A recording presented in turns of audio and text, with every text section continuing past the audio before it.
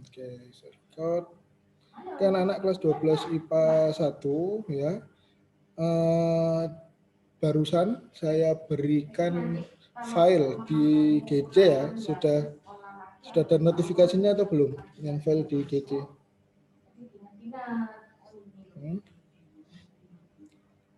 Barusan saja saya berikan file di GC. Oke, kameranya boleh untuk dimatikan, tidak apa-apa.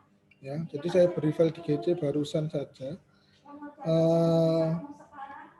Saya minta maaf sebelumnya, baru bisa ngasih ini tadi karena kemarin malam belum sempat buka laptop ya. Saya seharian kemarin nggak buka laptop sama sekali. Jadi saya beri ya, kelihatan di layar sudah nampak? Udah. Ya, oke. Nah, jadi ini file untuk kalian. Ya. Saya nggak tahu kalian sudah punya file ini atau belum. Yang dari Kemdikbud ini kalian sudah punya atau belum. Kalau kalian misal sudah punya begitu, ya itu lebih bagus. Karena ini tuh ada, filenya seperti ini tuh ada di websitenya Kemdikbud pokoknya. Kalau kamu cari itu ada file. Nah, ini saya beri. Jadi saya berikan file mengenai materi sifat koligatif larutan. Ya, ada dua jenis file. Yang satu ini, yang PPT SKL itu yang saya buat. Kemudian yang KD 3.1 dan 3.2 itu yang dari Kemdikbud. Yang dari Kemdikbud. Karena kan kita kan KD-nya ini kan 3.1 sama 3.2 ya, sifat koligatif larutan. Oke. Nah, isinya apa coba? Isinya ya sama ya, 3.1 mengenai sifat koligatifnya, 3.2 mengenai sifat koligatif larutan elektrolit dan non-elektrolit. Sebenarnya sudah ada di PPT saya, sudah ada. Tapi yang file dari saya itu kan PPT ya, PPT. Oke, PowerPoint yang saya PDF kan. Dan untuk file dari Kemdikbud itu ada latihan soalnya juga. Ada contoh soal, ada latihan soal. Nah, itu kalian bisa memperkaya diri di situ. Oke. Akan saya coba buka. Yang Kemdikbud ini namanya modul pembelajaran SMA Kimia. Gitu. Penyusunnya Rananda Vinsyah dari SMA Negeri Sumatera Selatan. Ya, dari Sumatera Selatan. Nah, kita ada ini konsentrasi larutan, penurunan tekanan uap, titik beku kenaikan titik dan tekanan osmotik atau tekanan osmosis sama saja. Oke, jadi di sini ada seperti latihan soalnya, nanti ada latihan soalnya juga. Kalau di PPT saya nggak ada latihan soal, ya karena kan PPT saya memberikan materi. Kalau soalnya ada di file yang lain. Ini materi. Nah, ini ada contoh soal. Oh, ada contoh soal, ada contoh penyelesaiannya juga. Dan ada latihan soal. Tapi ada kunci jawabannya juga. Nah, kalau mengerjakan latihan soal ini, usahakan jangan lihat kunci jawabannya dulu. Ya, jadi kalian buka sampai sini dulu. Nah, sampai latihan soal sini dulu. Jangan dibuka, jangan dilihat kunci jawabannya. Ketika sudah mengerjakan, baru buka kunci jawabannya. Nah, itu namanya belajar. Nah, kalau kalian langsung buka kunci jawabannya, namanya nggak belajar. Oke. Dan terus-terusnya. Yang 3.2 juga seperti itu. Oke, kita bahas ini dulu ya. PPT SKL. Oke, sifat koligatif larutan. Ya, sifat koligatif larutan. Pertama, kita bedah dulu dari katanya. Ada 3 kata, ada sifat, ada koligatif, ada larutan. Nah, kita cari dulu apa sih artinya sifat koligatif larutan gitu. Sifat itu apa? Kita artikan satu-satu. Sifat itu apa? Sifat itu apa? Apa itu sifat? Sifat itu adalah ciri khas yang dimiliki. Oh, anak ini loh sifatnya kayak gini, kayak gini. Oh, anak ini loh sifatnya kayak gini. Berarti kan Setiap orang sifatnya berbeda-beda. Nah, sifat itu berarti ciri khas yang dimiliki. Dimiliki oleh siapa? Oleh larutan. Oke. Nah, sifatnya itu, nama sifatnya itu adalah sifat koligatif. Oke. Larutan. Nah, kita bahas larutan. Larutan itu apa? Definisi larutan itu apa? Larutan itu berarti adalah ketika ada zat padat dicampurkan ke dalam air, maka dia akan menjadi larutan. Oke, menjadi larutan. Koligatif. Nah, koligatif itu apa? Koligatif itu adalah sifat yang dimiliki oleh larutan yang ditentukan oleh banyaknya jumlah dari yang ada di larutan itu. Jadi tidak tergantung pada jenis larutan, tapi tergantung pada jumlah mol yang ada di larutan itu. Ya, kita pakainya mol, jumlah mol. Di bawah nanti ada penjelasannya secara definitif, tapi saya coba ajarkan kalian untuk mengartikannya satu-satu. Ya, kompetensi dasarnya 3.1, menganalisis fenomena sifat koligatif larutan, yaitu penurunan tekanan uap jenuh, kenaikan titik didih, penurunan titik beku, dan tekanan osmosis. Ada 4 ya. Berarti sifat koligatif larutan yang akan kita pelajari ada 4. Kemudian menyajikan hasil penulisan informasi tentang kegunaan prinsip sifat koligatif larutan dalam kehidupan sehari-hari. Tujuan pembelajarannya, kalian memahami prinsip dalam larutan. Jadi ada molaritas, molalitas, dan fraksi mol. Dari tiga ini yang kalian sudah tahu itu apa? Dari tiga ini, molaritas, molalitas, fraksi mol. Yang sudah kalian tahu itu yang mana? Yang sudah kalian pelajari, yang sudah kalian tahu, yang mana? Molaritas, ya toh? Molaritas kan, konsentrasi, kelas 11 semester 2 ya. Barusan aja. Molaritas, konsentrasi. Ternyata dalam larutan itu istilahnya itu nggak hanya molaritas, tapi bisa ada molalitas, ada fraksi mol. Nah, apa itu? Nah, nanti kita pelajari. Setelah dapat menjelaskan berbagai macam sifatnya, kemudian dapat melakukan perhitungan. Nah, ini berarti di sini ada hitung-hitungannya. Oke, ada hitung-hitungannya. Oke. Nah, ini. Masih ingatkah kamu ini ada gambar apa? Apa yang membedakan keduanya? Ayo. Yang bisa mengemukakan pendapat, saya beri poin. Nah, ini ada option kalian. Silakan. Apa yang membedakan keduanya? Beda kan, gambarnya kan beda itu.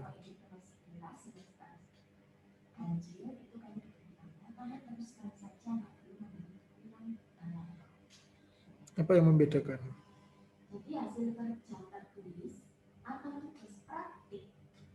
Apa yang membedakan itu? Halo, masa harus dipanggil? Harus dipanggil, minta dipanggil. Nabila Mawarda. Halo Nabila. Ya Pak. Nah, apa yang membedakan gambar ini, Dok? Itu warna dari tehnya itu beda Pak. Yang satu tehnya warnanya itu lebih pucat, maksudnya lebih gelap. Terus yang satunya itu agak terang-terang gitu Pak. Mungkin Okay. itu dari zatnya yang beda Pak. Dari zatnya yang beda, oke. Jadi ini ada 2 gelas, isinya teh, sama-sama teh ya. Yang satu warnanya kita lihat dengan panca indera, warnanya itu lebih gelap. Yang satu warnanya itu lebih terang. Oke. Dari warna itu ya. Nah, dari warna itu kita interpretasikan itu apa maksudnya. Oke, kalau warnanya terang begitu itu berarti encer atau pekat. Kalau yang warnanya terang. Encer, Pak. Encer, oke. Terus yang warnanya gelap berarti pekat. Karena apa? Karena semakin gelap berarti semakin banyak teh yang terlarut. Oke. Nah, jadi ini kita ada 2, ada zat terlarut, ada pelarut. Nah, oke, kita masuk di situ. Yang terlarut berarti teh. Pelarut berarti air. Ya kan? Yang terlarut teh, pelarut air. Oke, kita sepakat. Nah, ketika warna tehnya gelap, berarti jumlah tehnya yang terlarut itu lebih banyak dibandingkan yang di sebelah kanan. Dibandingkan yang sebelah kanan. Pelarutnya kan sama-sama air, volumenya sama. Tapi kenapa yang di kiri warnanya gelap? Karena yang terlarut itu lebih banyak. Yang terlarut itu lebih banyak sehingga warnanya lebih gelap. Nah, dalam kimia itu namanya adalah konsentrasi. Nah, konsentrasi itu. Kemarin kalian belajar larutan, asam basa, gini-gini. Konsentrasi itu apa? Konsentrasi larutan, yaitu konsentrasi larutan. Jadi ini konsentrasinya berarti lebih besar daripada konsentrasi yang di sebelah kanan. Nah, konsentrasi itu namanya adalah molaritas, ya kan? Molaritas. Kan tadi Nabila saya tak kasih paham dulu. Nabila tadi bilangnya zatnya itu Pak lebih banyak gitu kan. Sekarang pertemuan kedua. Nabila bilangnya zatnya lebih banyak. Nah, namanya adalah mol zat terlarut. Kita pakai mol. Nah, jumlah zat itu kan pakai mol. Ya, satuan internasionalnya jumlah zat itu kan mol. Kalian belajar fisika kelas 1 SMP itu kan satuan internasional. Jumlah zat itu mol. Maka mol zat terlarutnya berarti dia lebih banyak. Oke. Nah, molaritas itu seperti ini. Nah, mol zat terlarut dibagi dengan volume larutan dalam liter. Ya. Rumusnya mol itu apa? Mol sama dengan massa per mr, ya, massa per massa molekul relatifnya. Ya. Mol itu massa per mr dibagi volume dalam liter, ya kan? Sehingga ketika yang dibagi tadi itu saya naikkan, nah jadinya seperti ini. Volumenya karena larutan kimia itu lebih banyak yang menggunakan mililiter, satuannya itu mililiter kan. Kalau reaksi kimia itu kan biasanya di laboratorium kayak gitu kan sedikit-sedikit kan nggak banyak yang satuan liter gitu kan kalau di laboratorium. Oke. Maka yang ini kenapa kok ada angka 1000 ya kan? Kenapa kok ada angka 1000 di sini? Karena volumenya kita gunakan dalam bentuk mililiter. Ini ya. Oke. Masanya ini masa siapa ya? Masanya zat terlarut. Ini kan punya mol zat terlarut. Ya, jadi saya gambar dulu. Yang mol zat terlarut itu punyanya ini. Berarti ini masanya zat terlarut. Oke. Nah, yang ini volume larutan, nah itu berarti masuk di sini. Proses matematisnya kan seperti itu. Oke. Bisa dipahami? Karena setelah ini kita masuk ke konsep yang baru. Ya, kita harus paham dulu di sini. Bisa dipahami? Halo? Bisa dipahami ya? Oke. Setelah molaritas, kita ke molalitas. Nah, molalitas, coba siapa ini? Evi Marda, Evi silakan dibaca molalitas. Evi Marda, silakan Evi dibaca ini molalitas. Menyatakan banyaknya mol zat terlarut di dalam setiap 1 kg pelarut dan dinyatakan dengan rumus M sama dengan mol zat terlarut per massa pelarut dalam kurung kilogram. M sama dengan massa per mr kali 1000 per massa pelarut dalam kurung gram. Bedanya apa sama yang molaritas tadi? Yang molaritas tadi bedanya apa sama molalitas? Apa? Tahu bedanya? Tahu bedanya? Evi tadi tak kasih poin. Tahu bedanya? Apa bedanya? Enggak, Pak. Oke. Yang pertama, nah ini saya garis bawahi. Mol zat terlarut di dalam setiap 1 liter larutan. Jadi ini berdasarkan apa? 1 liter larutan berarti berdasarkan apa? Berdasarkan volume, oke, berdasarkan volume. Oke ya. Nah, kalau ini apa namanya? Kalau yang molalitas tadi berdasarkan apa? Basisnya Massa. apa? Massa, basisnya massa pelarut. Ya kan? Terus jawab Jaki. Basisnya adalah massa. Oke. Kalau molaritas basisnya adalah volume, kalau molalitas basisnya adalah massa. Oke, ini angka 1000 karena massa pelarutnya kita jadikan gram. Kalau massa pelarutmu sudah kilogram ya sudah berarti 1 per berapa kilogram gitu ya. Kalau gram ininya harus 1000. Kalau massanya sudah berapa kilogram berarti ininya 1 aja. Nah, molalitas itu lambangnya M kecil. Ini M kecil. Kalau molaritas M besar. Oke, sampai sini ya, sudah tahu ya. Oke, sudah tahu. Oke. Sekarang kita ke fraksi mol. Nah, fraksi mol. Fraksi mol, kata-kata fraksi. Fraksi itu apa? Yang kamu dengar biasanya fraksi DPR gitu kan. Nah, ini kita ada fraksi mol. Menyatakan perbandingan banyaknya mol dari zat tersebut terhadap jumlah mol di seluruh komponen dalam larutan. Nah, saya dipahami dulu. Menyatakan perbandingan banyaknya mol dari zat tersebut terhadap jumlah mol seluruh komponen dalam larutan. Oke, misal gini. Misal gini. Itu tadi larutan teh, kita pakai contoh larutan teh jangan pagi-pagi anaknya ngeteh ya. Oke, kita tinggal 10 menit kita selesaikan ini. Oke, misalkan di dalam teh situ, kalau di dalam teh itu misal airnya itu 10 mol, airnya itu 10 mol ya, airnya 10 mol, kemudian tak masukkan tehnya itu, setelah dihitung tehnya itu ternyata 5 mol.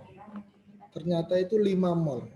Berarti fraksi molnya teh itu tadi berarti adalah 5 dibagi jumlah keseluruhannya. 5 dibagi 15. Oke, berarti 1/3. Nah, kemudian fraksi mol airnya berarti kan 10 mol. 10 mol dibagi 15 karena 10 plus 5. Berarti fraksi mol airnya 2/3. Nah, kalau di total itu 1/3 tambah 2/3 sama dengan 1. Nah, fraksi mol itu kalau di total itu sama dengan 1. Gitu. Nah, itu namanya fraksi mol. Perbandingan banyaknya mol dari zat tersebut terhadap jumlah mol keseluruhan. Bisa jadi fraksi mol yang zat terlarut. Kalau fraksi mol zat terlarut berarti mol zat terlarutnya yang di atas. Ya, atau XT ini kan. XT sama dengan NT per NT plus NP. Artinya XT ini fraksi mol zat terlarut sama dengan jumlah molnya zat terlarut dibagi jumlah mol keseluruhannya. Kalau yang ditanya fraksi molnya pelarutnya berarti ya mol pelarut dibagi mol keseluruhan. Itu ya. Sampai di sini ada yang ditanyakan? Ada yang ditanyakan?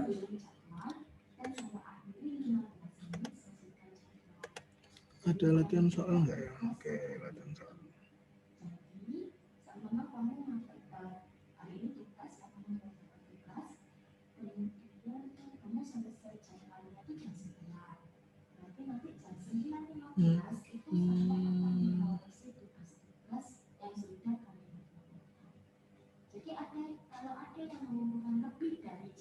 Oke.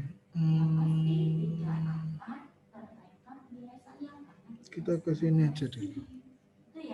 Latihan soalnya kita coba bahas yang di sini.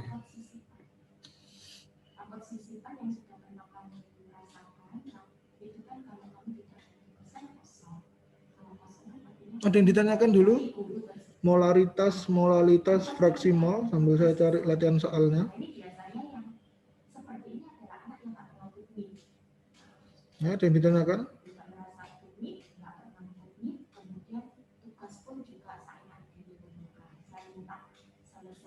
Nah, ini ya, coba kita bahas ini. Kemudian nanti kita habis ini Zoom lagi ya, sesi kedua. Kita coba mengerjakan yang soalnya. Oke, kita coba mengerjakan soalnya. Ini kita bahas dulu ini. Contoh soal yang pertama, sebanyak 1,8 gram glukosa, ya, rumus molekulnya ini, C6H12O6, dilarutkan dalam 100 gram air. Ini dikasih tahu AR-nya masing-masing, tentukan molalitas. Nah, molalitas berarti masanya glukosa kita masukkan 1,8 dan MR-nya glukosa kita masukkan. Kita hitung loh. C6 berarti 12 kali 6. Berapa 12 kali 6? 72. H12, H1 kali 12, 76 tambah 12. Kok 76? 12 kali 6, 72 tambah 12. Berarti 72 tambah 12, 84. Ditambah U-nya 6, 16 kali 6, 96. Berarti 180. Dikali 1000 per massa pelarutnya adalah 100 gram. Oke, 100 gram. Nah, massa pelarutnya ini nggak harus air loh ya. Pelarut itu nggak harus air. Oke, pelarut itu nggak harus air. Pelarutnya bisa yang lain. Nah, gimana kalau misal diketahui 100 gram pelarutnya benzen? Nah, benzennya diketahui 100 mili benzen. Benzennya itu berapa gram? Kita hitung pakai rumus apa? Kalau dari volume untuk cari masanya kita hitung pakai rumus apa? Pakai rumus massa jenis. Ya, massa jenis rho sama dengan M per V. Ya kan? Kalau kita cari masanya berarti rho kali V, massa jenis kali volume. Tinggal gitu. Jangan bingung. Oke. Dan yang kedua, ini tadi fraksi mol. Ya. Ada 90 gram glukosa dalam air. Ya. Dalam 360 mili air. Tentukan fraksi mol masing-masing zat. Oke, kita cari molnya glukosa dulu. Ya, molnya glukosa berarti 90 dibagi 180. Kemudian kita cari molnya air. Ya, molnya air ini 360 mili. Karena air kan massa jenisnya 1 gram per mililiter. Maka kalau air 360 mili air itu berarti dia sama dengan 360 gram. Oke. Dibagi 18 gram per mol itu MR-nya air. Ya, air kan H2O, H2O 16. 2 tambah 16, 18. 60 bagi 18, 20 mol. Nah, fraksi molnya pelarut ini air ya. XP ini berarti fraksi molnya air. 20 per 20,05. 20,5. 0,98. Yang fraksi molnya glukosanya berarti 0,5 dibagi 20,5 sama dengan 0,02. Fraksi mol ini nggak ada satuannya ya. Kenapa kok fraksi mol nggak ada satuannya? Kenapa kok fraksi mol nggak ada satuannya? Ada yang bisa jawab? Yang mol ini ada satuannya. Fraksi mol kok nggak ada? Astrid bisa jawab? Kenapa kok fraksi mol itu nggak ada satuannya? Dilihat dari sini aja loh. Dilihat dari hitung-hitungannya sini.